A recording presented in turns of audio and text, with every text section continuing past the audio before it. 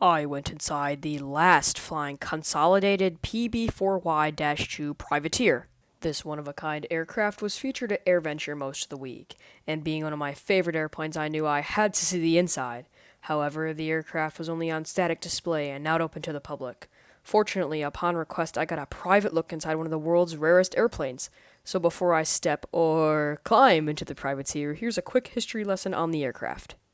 During the Second World War, the United States desperately needed a search and rescue aircraft, as many planes went missing overseas on missions. So, Consolidated Aircraft Corporation came up with a solution by modifying a B-24 Liberator. They made many changes, such as a single vertical stabilizer rather than the B-24's twin tail, and huge oval-shaped windows on either side of the fuselage. The aircraft first flew with the U.S. Navy in 1944, and flew countless missions during the war. The Privateer flew with the United States Coast Guard until 1958, when it was then retired from service. Most of the nearly 740 privateers built were sadly scrapped, while on the other hand, some PB4Y-2s were refitted for firefighting. However, with the introduction of the C-130 Hercules, all the remaining privateers were retired from service in the early 2000s. Our aircraft we are going inside today is registered as November 2871 Golf and is based in Casa Grande, Arizona. It was built in 1945 and flew with the Navy and Coast Guard during World War II, and was converted to a firebomber in 1959. It became tanker number 121 and flew till 2006. In 2008, it was then purchased and repainted by Gosh Hawk Unlimited, where it has been flying around to air shows ever since. As I said before, this is the last airworthy example of this aircraft, so without further ado, let's take a look inside. To enter the Privateer, you have to climb through the bomb bay, which I find very comical, as it is used as an entrance and not to carry thousands of pounds of explosives, as it would on the B-24.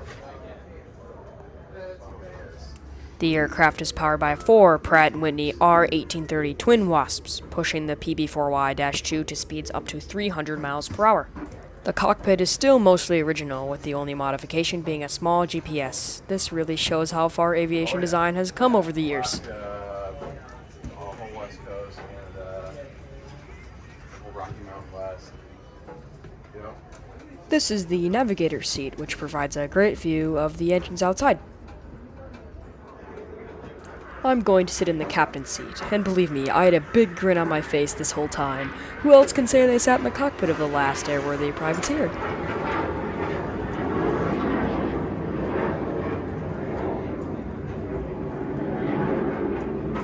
This is definitely the rarest and most unique airplane I have ever set foot in. Just wait to see what is in store for the rest of the tour. Anyway, the cockpit window is very large and wraps around, which allows for the best view outside when the aircraft was searching for a missing plane or crew.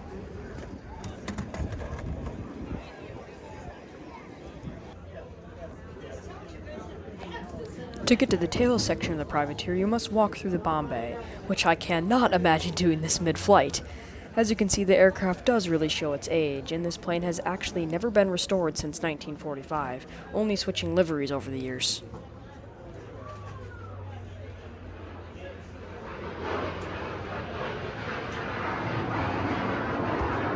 And I'm in the tail section. This is where those huge observation windows are. The view from here during flight must be so incredible. I bet it made seeing the water much easier for searching during missions.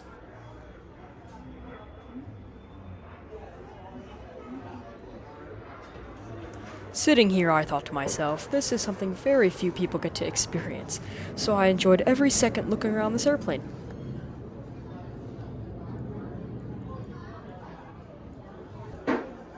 To make it to the very back of the tail, you have to walk on this slope, which I was very hesitant to walk on, but eventually made my way through. This passage has a very low ceiling, so I have to duck my head as I make my way up. But wow, what an amazing view from here. This is the seat I'd be most excited to, and scared of, to sit during the flight. But what an amazing seat. It features a swivel chair and a big window. Just imagine the view from here on takeoff.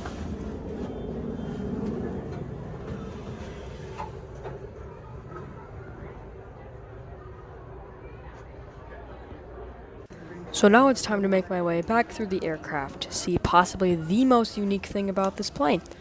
As you saw before, the Privateer features a large glass nose, and to get there, well, it's not quite an easy task. You have to crawl under the floor, which I obviously struggled with. But besides that, this crawl space is through the gear well, which to me is insanely cool.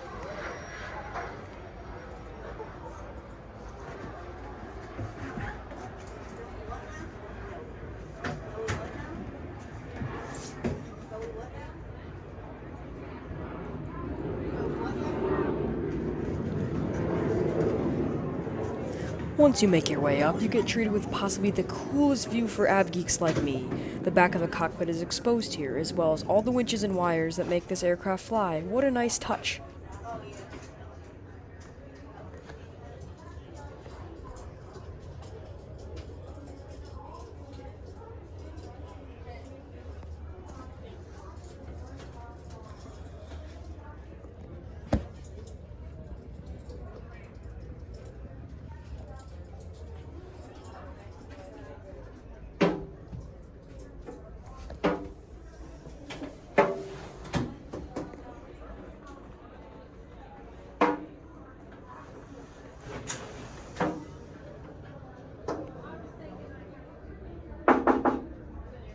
Getting a look up here was such a cool experience, and it is something I will not forget for a long time. I truly am thankful for the staff that let me take a look inside one of my favorite airplanes. Thanks again!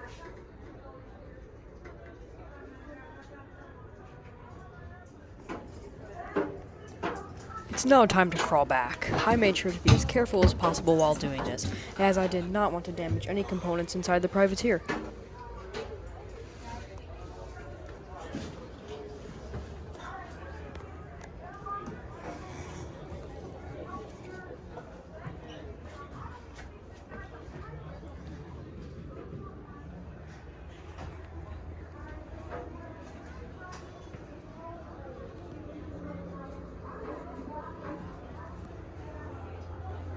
Here's one last look at the cockpit before I leave the aircraft. What an awesome experience this has been.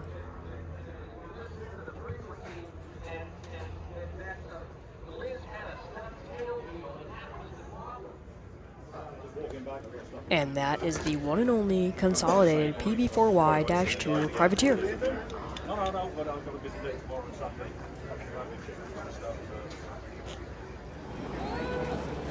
For my returning viewers, you know this is my unofficial voice reveal, so expect some more voiceovers in the coming future. This is also the last video of my EAA AirVenture Oshkosh 2025 series, so what better way to put icing on the cake for the series with this one-of-a-kind insight of one of the world's rarest airplanes? This was definitely my favorite part of my Oshkosh week, and I hope you were all as excited as I was. I truly thank you all for watching, and please consider subscribing to the channel for more content just like this.